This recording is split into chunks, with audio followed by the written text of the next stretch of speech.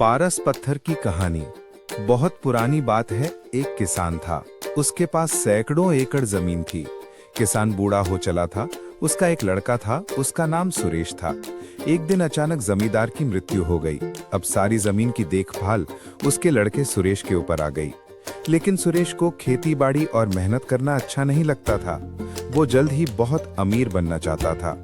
तभी किसी ने उसे पारस पत्थर के बारे में बतलाया। पारस पत्थर एक ऐसा पत्थर होता है जिसे किसी भी धातु से स्पर्श करने पर वो धातु सोना बन जाती है। सुरेश किसी भी कीमत पर पारस पत्थर पाना चाहता था। उसने पारस पत्थर ढूंढने का बहुत प्रयास किया, किंतु उसे पारस पत्थर कहीं नहीं मिला।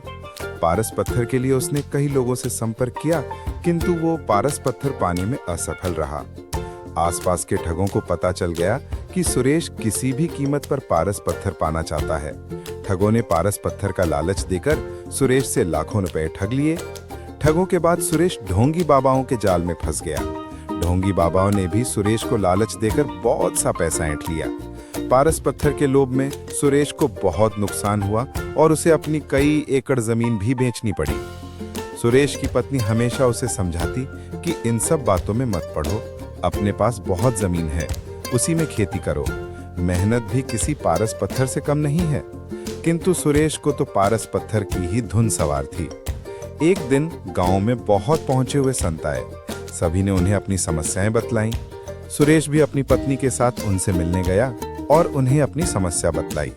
संत सुरेश की बातें सुनकर मुस्कुराए और बोले, मैं जैसा कहूं वैसा ही करना तो तुम्हें पारस पत्थर अवश्य मिलेगा।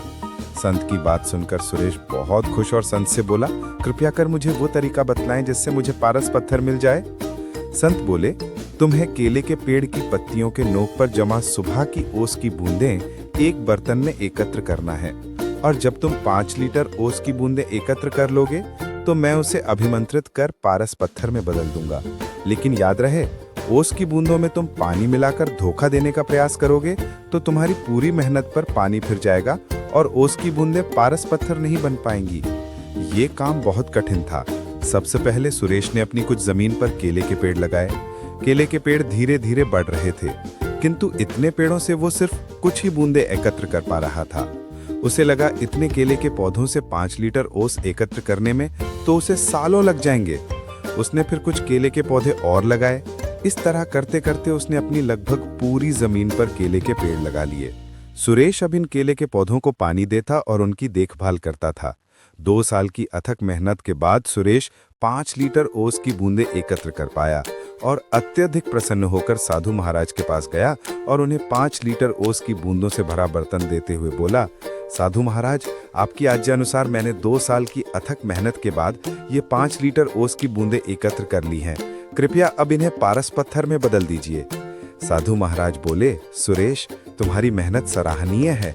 तुम्हारी मेहनत का फल अवश्य मिलेगा।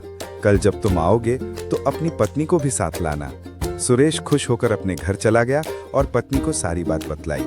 दूसरे दिन दोनों पति पत्नी जल्दी उठकर नहा धोकर साधु के पास पहुंचे। साधु ने सुरेश को देखकर कहा, सुरेश, मैंने ओस की बूंदों को पारस पत्थर में बदलने के बहुत प्रयास किया, किंतु मैं उन्हें पारस पत्थर में नहीं बदल सका। ये सुनकर सुरेश बहुत उदास हुआ और साधु से बोला, आपके कहे अनुसार मैंने 2 साल अथक मेहनत करके 5 लीटर ओस की बूंदें एकत्र की, किंतु मेरी मेहनत बेकार गई। आपने भी दूसरे लोगों की तरह मुझसे झूठ बोला। सुरेश की बात सुनकर साधु बोले, बेटा, मेहनत कभी भी बेकार नहीं जाती। तुम्हारी पत्नी के हाथ में जो पोटरी है उसे खोलो। सुरेश ने उसकी पत्नी के हाथ में रखी पोटरी खोली तो देखकर दंग रह गया। उसमें सोने चांदी के आभूषण और कीमती रत्न थे। साधु बोले, सुरेश, ये तुम्हारी मेहनत का फल है जो किसी पारस पत्थर से कम नहीं है। सुरेश ने कहा, ये मेरी मेहनत का फल कैसे हुआ? साधु बोले, तुमने 2 साल से मेहनत करके जो केले के पौधे लगाए थे, 2 साल से उनमें फल भी लग रहे हैं, किंतु तुम्हारा पूरा ध्यान पारस पत्थर और ओस की बूंदों पर था और तुमने फलों पर ध्यान ही नहीं दिया। किंतु तुम्हारी पत्नी इन फलों को बाजार भिजवा दिया करती थी और ये सारे आभूषण और रत्न फलों की बिक्री से आए पैसे को बेचकर खरीदे हैं। सुरेश ने मुस्कुराते हुए उसकी पत्नी की तरफ देखा और बोला, तुम सही थी जो हमेशा कहती थी कि मेहनत से बड़ा कोई पारस पत्थर नहीं होता। सुरेश साधु की तरफ हाथ जोड़कर बोला, आपने मेरी आंखें खोल दी। अब मैं हमेशा मेहनत करूंगा और पैसा कमाने के लिए कोई शॉर्टकट नहीं अपनाऊंगा। सुरेश अब खूब मेहनत करने लगा और अपनी मेहनत से समाज में खोया रुतबा फिर से प्राप्त कर लिया। शिक्षा, मेहनत से कुछ भी पाया जा सकता है।